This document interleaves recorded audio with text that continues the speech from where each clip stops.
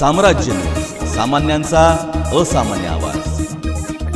काम करणाऱ्याला मतदान द्या, जे काम करत नाहीत ते जात धर्म वापरतात म्हणून कामावर बोलणाऱ्यांना मतदान करण्याचे आवाहन इंडिया आघाडीच्या उमेदवार आमदार प्रणिती शिंदे यांनी केले। सोलापूर लोकसभा निवडणूक काँग्रेस इंडिया आघाडीचे उमेदवार आमदार प्रणिती शिंदे यांच्या प्रचारार्थ नीलमनगर, गंगा चौक व ताई चौक येथे कॉर्नर सभेचे आयोजन केले होते। यावेळी आमदार प्रणिती शिंदे नीलमनगर भागातील रस्ते, दिवाबत्ती, पाणी पुरवठा, ड्रेनेज आदी मूलभूत समस्या सोडविणार असल्याचे सांगून लोकसभा निवडणुकीत प्रचंड बहुमताने विजयी करण्याचे आवाहन जनतेला केला।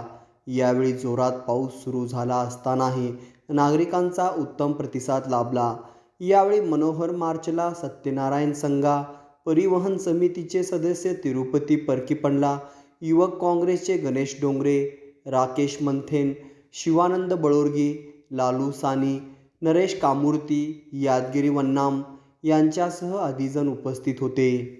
बीडी कामगार आणि यंत्रमाग कामगारांसाठी आवाज उचललाय।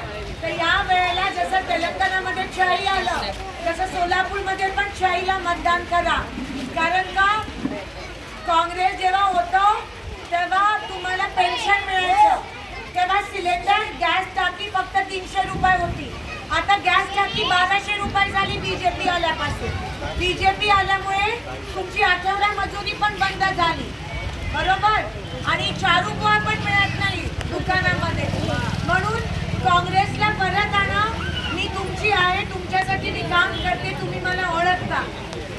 7 मेला इलेक्शन आहे, तुम्ही खूप आशीर्वाद येईल आणि आताला आणि काँग्रेसला आणि मला निवडून आणा, एवढं या ठिकाणी सांगते। यंत्रमाग कामगार कल्याण मंडळ साठी मी विधान भवनमध्ये आवाज उचललेला, दुसरं कोणी बीजेपीने कधीच आवाज उचलला नाही यंत्रमाग कामगार मंडळासाठी।